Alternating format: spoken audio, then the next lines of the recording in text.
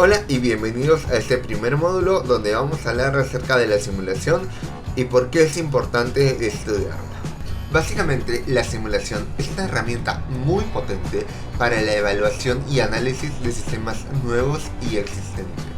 En caso de sistemas existentes, lo que va a hacer la simulación es predecir o replicar el comportamiento del sistema para que pueda indicar los valores o los resultados que este sistema arrojaría, como por ejemplo indicadores en cuanto a eficiencia, tiempos en el sistema, tiempos en cola, que veremos en módulos posteriores.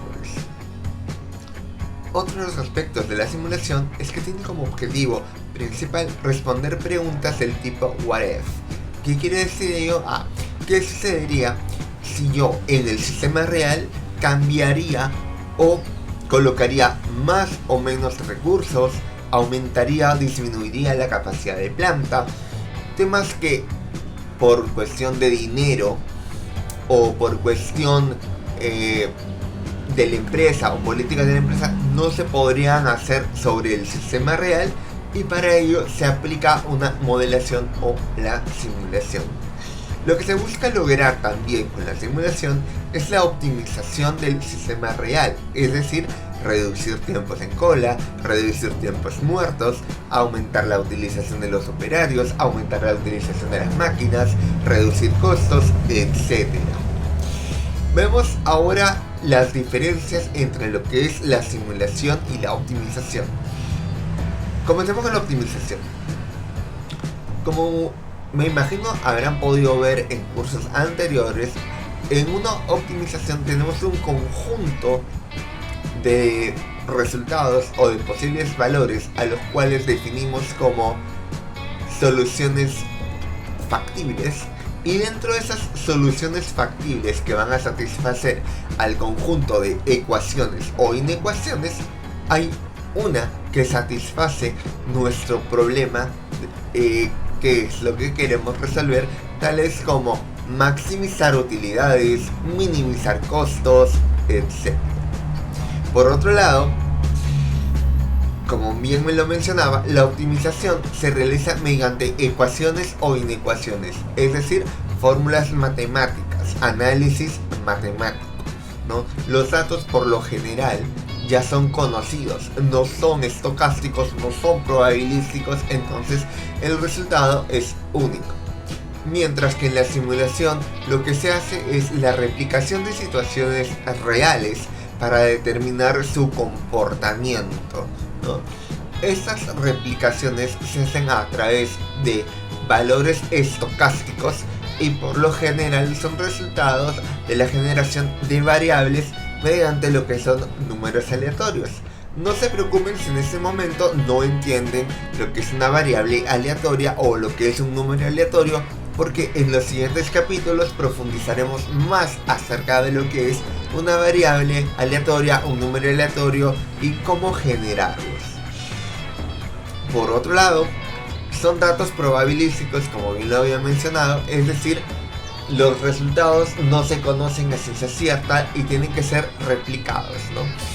No hay un resultado único, es decir, no hay un único resultado correcto, sino que se van haciendo pruebas y pruebas o corridas en estos modelos para poder determinar bajo un nivel de precisión o un nivel de confianza entre qué valores estaría el resultado real, es decir, el tiempo en el sistema, el tiempo en cola, la utilización, el costo, etc. Los programas más utilizados para realizar las optimizaciones son Lingo, Lindo, Solver. Mientras que para la simulación, Arena, Simio, Flexim, entre otros.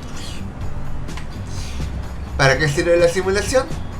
Permite comprobar el comportamiento de un sistema real bajo ciertas condiciones o parámetros. Por lo general, estos parámetros suelen ser los recursos, tamaños de cola, condiciones del sistema, por ejemplo, si hablamos de una cafetería, Un parámetro podría ser el aforo de la cafetería. ¿Qué va a pasar si en algún momento se llegue a cubrir ese aforo? ¿Qué es lo que pasa con el cliente? ¿Se va, regresa y se queda en cola? Otro parámetro, las capacidades de cola, ¿no? No necesariamente una cola es infinita, puede tener una capacidad, como por ejemplo en un banco o en una entidad pública, en donde la capacidad de la cola viene delimitada por el espacio. Entonces, ¿qué es lo que ocurre cuando llega un cliente o cuando llega un usuario y observa que la cola ya ha superado su capacidad, decide esperar, se retira, etc.? Otra de las funciones es que permite corregir fallos antes de realizar la experimentación en el sistema real. Sucede muchas veces que en las empresas tenemos que afrontar problemas de capacidad, es decir, actualmente el proceso no cumple con la demanda deseada, no cumple con la calidad deseada, no cumple con los tiempos establecidos. Entonces, lo primero que se nos puede ocurrir es hacer las modificaciones directamente en planta, directamente en la empresa, y ello podría llevarnos a cometer errores. ¿Por qué? Porque no hemos previsto o no hemos sabido de antemano cuáles resultados podrían generarse o qué es lo que podría ocurrir. Y justamente es el tercer punto, permite conocer los resultados de un proceso antes de ser llevado a cabo.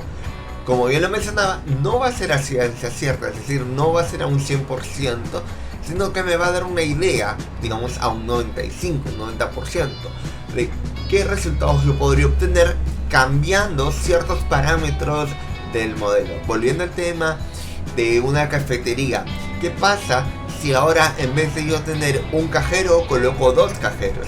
¿Qué pasa si yo en vez de tener 5 mesas ahora yo coloco 6 mesas? Mientras que a diferencia que si yo realizo esto en el sistema real, ya estoy incurriendo en costos de implementación, en la adquisición de una mesa más, en la contratación de un mesero más, en la contratación de un cajero más, y probablemente el resultado que yo obtenga no necesariamente va a ser el satisfactorio. ¿Cuáles son las ventajas y desventajas de la simulación? Una de las desventajas es que tiene un alto costo en el diseño y en el modelamiento. Acá quiero detenerme un momento para poderles explicar esto, porque seguramente me preguntarán, ok, entonces si tiene un alto costo en el diseño y el modelamiento, ¿por qué voy a simular? Perfecto, entiendo su duda.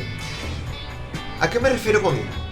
A que cuando uno realiza un modelo, primero uno tiene que abstraer el sistema real, conceptualizarlo con las propiedades más importantes, ¿correcto? No todo va a ser llevado al modelamiento, porque si no, mejor trabajamos en el sistema real. Luego del modelamiento viene la adquisición de datos.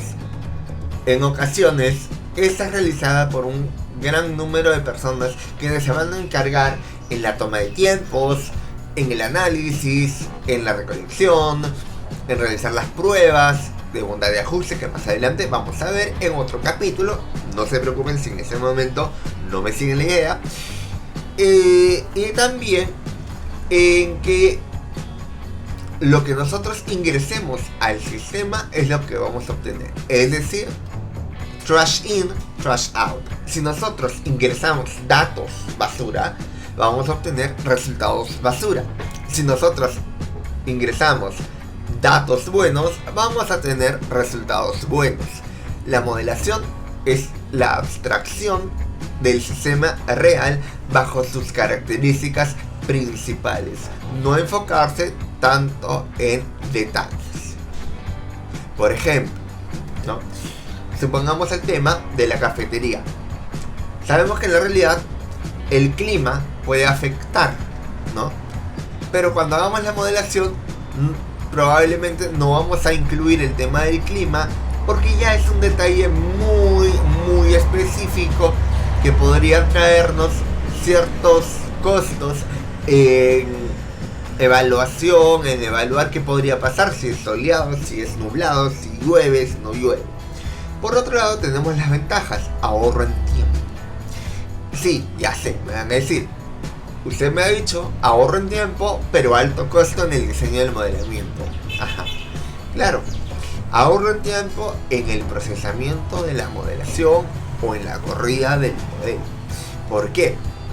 Porque por lo general estos modelos son realizados a computadora y tienen un alto nivel de procesamiento, es decir, resolución en segundos, corridas en segundos. Claro, va a depender también de las especificaciones que tiene su computador, las memorias, etc. Es fiable, presenta gran sensibilidad ante los cambios, es decir, una pequeña variación en un parámetro ya me va a estar cambiando las respuestas, ¿no? Y permite hacer pruebas. Ahora veamos las etapas de un proyecto de simulación. Todo proyecto de simulación empieza con la formulación de un problema. ¿Qué es lo que quiero resolver? Quiero reducir tiempos muertos, quiero reducir el tiempo en el sistema, quiero incrementar la utilización de mis operarios, quiero incrementar la utilización de mis máquinas. ¿Qué es lo que yo busco realizar con mi proyecto de simulación? Debe tener un objetivo claro, medible y de preferencia conciso. ¿Cuáles son los errores al momento de formular el problema? Analizar mediante el programa FlexSim qué es lo que va a ocurrir. No, eso no es. Porque al momento que estoy mencionando el programa o la palabra comportamiento, estoy indicando qué es lo que yo voy a hacer, más no qué es lo que yo quiero. Un objetivo claro y medible es reducir los tiempos en cola en un X%, en un Y%, en un Z%. ¿Por qué medible? Porque al momento que hagamos la documentación, al momento que hagamos nuestras conclusiones, tenemos que contrastar los resultados obtenidos con el objetivo. Como segundo punto, la recolección de los datos. Estos pueden ser a través de toma de muestras, base de datos, juicio de expertos, etc. Cuando hablamos de toma de muestra, es importante tener en cuenta que necesitamos tener una muestra confiable, es decir, una muestra que nos represente a un nivel de confianza de tanto por ciento lo que ocurre en el sistema real. Como habíamos indicado en la lámina anterior, si yo ingreso datos basura al modelo, voy a obtener resultados basura. Entonces, esta información debe ser confiable, analizada, limpia, ¿no? Que no hayan datos atípicos, outliers, etc. Cuando trabajamos con base de datos, de igual manera, hacer todas las pruebas necesarias para ver cuáles son los tipos de relaciones entre los datos y otros atributos, otras características. Por ejemplo, por experiencia propia me ha pasado que estuve realizando una toma de tiempos para saber el tiempo entre llegadas de los clientes a una cafetería, y estuve midiendo tiempos desde las 12 hasta las 4 de la tarde. Quise ingresar todos esos datos y me salía cualquier cosa. ¿Por qué? Porque no había analizado que probablemente hay horas pico, hay horas base. Horas pico me refiero a las horas en las cuales ingresa mayor cantidad de gente, mayor cantidad de clientes. Horas base que no ingresan tanto. Entonces siempre tener en cuenta que haya un comportamiento homogéneo. Luego de la recolección de datos está la modelación, que no es otra cosa que la abstracción del sistema real en un modelo. Ese modelo puede ser realizado en Excel, en Simio, en Arena, en FlexSim. En este curso vamos a utilizar el programa Arena en la última versión, es decir, la versión 16.2 con licencia educativa. En el siguiente módulo vamos a indicar cómo descargar este software, ¿no? Y los pasos a seguir para una instalación correcta. Luego del modelo viene la verificación y validación, que no es otra cosa que decidir si el modelo es correcto o no es correcto, si sigue los pasos del proceso actual, en caso que sea un proceso conocido, o si es lo que debería seguir mi proceso, si es que es un modelo nuevo, si es que es un proceso nuevo. Ojo, las etapas no son lineales. Quiere decir que si en algún momento yo veo que estoy presentando errores, puedo volver a pasos anteriores. Es decir, si al momento de realizar la verificación y validación veo que mi modelo no se está comportando como yo deseo o como yo necesito, puedo regresar a lo que es la recolección de los datos, porque quizás tome datos que no son correctos. Puedo regresar a la modelación, porque tal vez el modelo no es correcto. Luego de verificar viene la experimentación y los resultados, es decir, cambios en los parámetros del modelo, de manera que se obtengan resultados para cada parámetro establecido. Con ello podemos dar respuesta a nuestro objetivo principal. Volviendo al tema de la cafetería, sabemos que en la situación actual hay 2 cajeros, ¿no? Que el tiempo en cola es de 45 minutos, un ejemplo. Yo quiero reducir este tiempo. Estoy en la etapa de experimentación. Ahora coloco ya no 2 cajeros, sino 3. El tiempo se redujo a 20 minutos. Entonces ya tengo mi resultado. Para 2 cajeros, 45 minutos. Para 3 cajeros, 25, ¿no?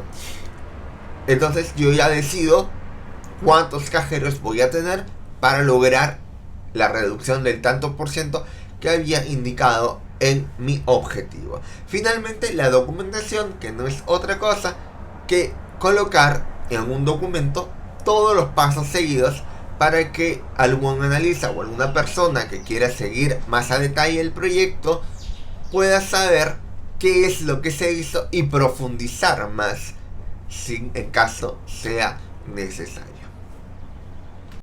Ese ha sido todo por el módulo de hoy. Si te ha interesado el curso, te espero en el siguiente módulo, donde hablaremos acerca de los números aleatorios, los métodos de generación y cuál es la importancia dentro de la simulación.